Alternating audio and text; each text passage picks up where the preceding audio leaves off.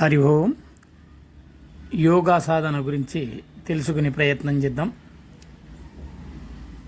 యోగా అంటే ఏమిటి, అసలు యోగా శాస్త్రం యొక్క ప్రాముఖ్యత ఏమిటి, యోగాభ్యాసం వల్ల కలిగే ప్రయోజనాలు ఏమిటి, యోగా అభ్యాస నియమాలేంటి, నిషేధాలేంటిది, అలాగే మనము యోగా సూర్య నమస్కారాలు, యోగా ఆసనాల గురించి, యోగా సాధన, అలాగే మంచి అలవాట్లు, శరీర నిర్మాణ విశేషాలు, యోగా అష్టాంగాల గురించి, యోగా అభ్యాస నియమాల సూచనల గురించి, అలాగే మరిన్ని విషయాలు తెలుసుకునే ప్రయత్నం చేద్దాం. మనం ముందుగా యోగం అంటే ఏమిటి?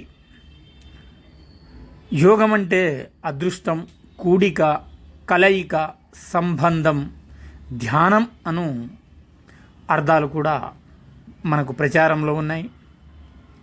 అదృష్టం అను అర్థంలో యోగా శబ్దాన్ని వాడుతూ యోగం బాగుండడం వల్ల ఇంతవాడు అంతవాడైనాడను అంటూ ఉంటాం మనం. కూడిక అను అర్థంలో యోగ శబ్దాన్ని వాడుతూ ఒకటి ప్రక్కన 0 చేరిస్తే 10, 10 పక్కన 6 చేరిస్తే 16, 4 4 కలిపితే 8, 8 5 కలిపితే 13 అని మనకు తెలుసు కదా.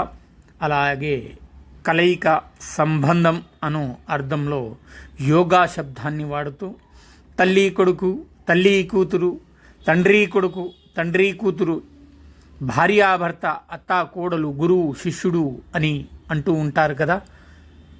ఇంకా కొంచెం ముందుకు వెళ్ళి ఆత్మ పరమాత్మ కలయిక కోసం చేసే ప్రయత్నం ధ్యానం అని అంటాం. ఇది ఏకాగ్రతపై ఆధారపడి ఉంటుంది. దీనిని విశ్వాసం, నమ్మకం చాలా అవసరం. యోగా శాస్త్రంలో ధ్యానం ఒక ప్రధానమైన అంశం. ధ్యానం దేనికోసమని అడిగితే ఆత్మ పరమాత్మల కలయిక, లేకుంటే ఆత్మ సాక్షాత్కారం కోసమని సమాధానం చెప్పొచ్చు.